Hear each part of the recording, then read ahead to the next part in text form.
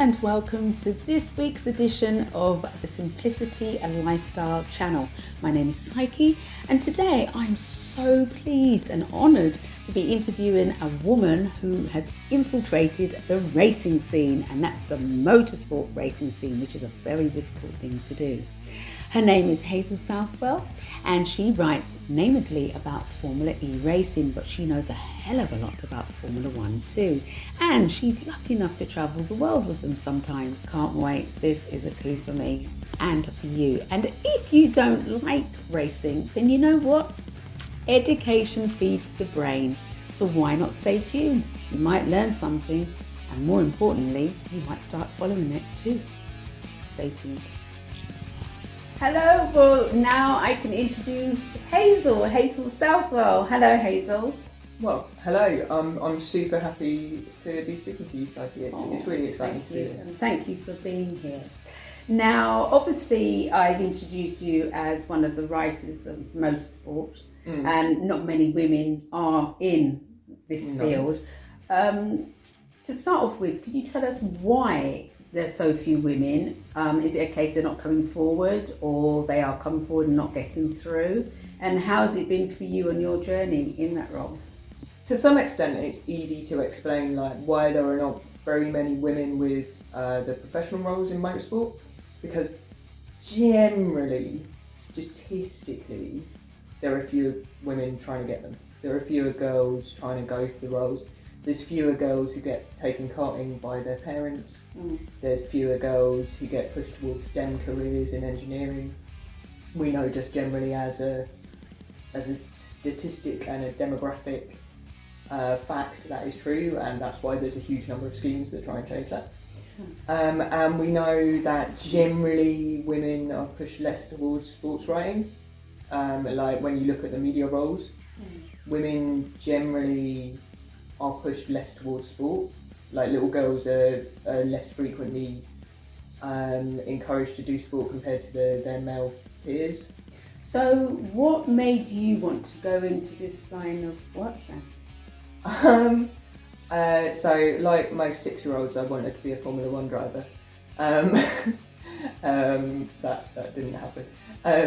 But yeah, for me I had quite a weird journey into motorsport in some ways, because I decided to do it consciously as an adult, who had previously I had a career in media. I was working for the BBC, and I decided to pursue a career in motorsport because it was something I'd always loved and been interested in. I was the kind of kid who was, pulling stuff apart to see how it worked, and wanted to be a mechanic, and was obsessed with getting bits of scrap metal and So how was your journey into actually getting in? Just take us quickly through the steps that you went through, just in case there are anybody out there who's interested in getting into it. So there are almost no formal paths into motorsport, which is one of the problems with it, and particularly there are really no formal paths into motorsport media. In a way, that's a benefit, because it means that you can just decide to do it, which was basically what I did. I was already a qualified journalist, and already had good experience, and I basically announced I was a motorsport journalist now, and then pushed my way in. A lot of the time by just sticking my foot indoors that it was being forcibly closed on, and being break my toes, I don't care. Not literally. I should say that is a metaphor. But yeah, so there's a lot of, to get into motorsport media, there's basically pretty much you will end up doing some unpaid work. A lot of with a lot of media, and a lot of industries, you will start out whether it's you start out doing a YouTube channel and you don't get to monetize for a bit, or whether it's you start out writing race reports for sites that can't pay you. I kind of advise against that. It's better to own your own stuff, or to start your own blog and to kind of move from there. And then you'll get more offers and more opportunities, and gradually kind of move up to the big goal in motorsport, which is being accredited, which is such a weird phrase, but being accredited media means that you get a little bit of plastic on a lanyard. Right. Literally.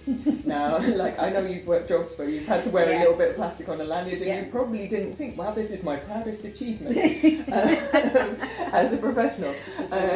But if you're in the motorsport media, then I nearly brought it, and then I was like, I have the big boy lanyard now, and the big boy piece of plastic, it's got a bit of metal on it even. It's very exciting. Which means I'm a full season pass holder, which is the holy grail.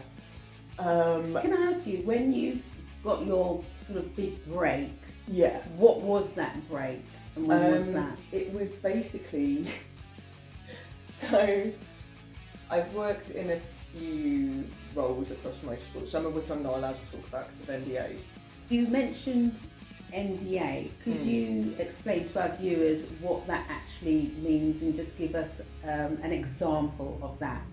A non-disclosure agreement. So when I signed a contract, I'm not allowed to even say who I was employed by or what I did or whatever. Thank you. So for instance, if you work for a Formula 1 team or a Formula 1 power unit manufacturer, or you worked in certain PR functions for various teams or even championships, then you might not be able to say anything about it ever. Which is a little bit complicated if you ever try to explain your CV, but still. So what does Formula E stand for, and how is it different to Formula 1? So most people, when they think about race cars, think essentially about a Formula 1 car. You think about the little toy car, it's usually red, it's got a back wing, and it's got a little figure with a white helmet kind of somewhere in the cockpit, and it's that's the race car that you think of when you're growing up, and that's essentially a Formula 1 car. So in that sense, Formula E is kind of like Formula 1, right, in that it is that type of car. It's a single-seater car, and some of the principles are the same in the sense that it's single-seater cars that go racing. There's one guy in the car, he has full control of it during the race, etc. In almost every other way, Formula E is really unlike Formula 1. Formula 1 is 70 years old now, just clocking on to its thousandth, I'm so bad at speaking, race. It's a very established monolithic thing. Formula 1 pretty much wrote the rule book for motorsport in some senses. It's how a lot of things like safety within motorsport have developed, as well as other championships like IndyCar, which is a bit similar but American. And Formula E is relatively new, 6 years old, now in what's called season 6. Like an HBO drama series, we don't do seasons by names, we do them by numbers, just to emphasise that we are So Formula teenagers. Formula E has been around for 6 years, of course. Yeah, Sorry. whereas Formula 1 has been around for 70s. Now, does FE follow the same venues as F1? And if so, are there any problems securing those venues that F1 has? Formula E and Formula 1, as a rule, don't go to the same places. Actually, they kind of do, but in general they don't. So in theory, Formula 1 goes to these big permanent circuits, the iconic kind of circuits, even if you don't care about motorsport, you've probably heard of Silverstone. And Brands Hatch and Donington maybe even, and you've probably heard of Le Mans, or wherever, a couple of famous places across the world where motorsport happens. And actually not Le Mans, but the rest of those are ones where Formula 1 races have taken place, even if they wouldn't now. And there's, actually I think possibly they used to race F1 cars at Le Mans, but it's very unsafe and we shouldn't do it. In theory, those kind of big permanent circuits, the famous places of motorsport, is where Formula 1 goes, and it's a prestige thing. So Formula 1 charges exorbitant fees to circuits to host a Formula 1 race because of the huge attention that you can get for being a Formula One venue. Big thing.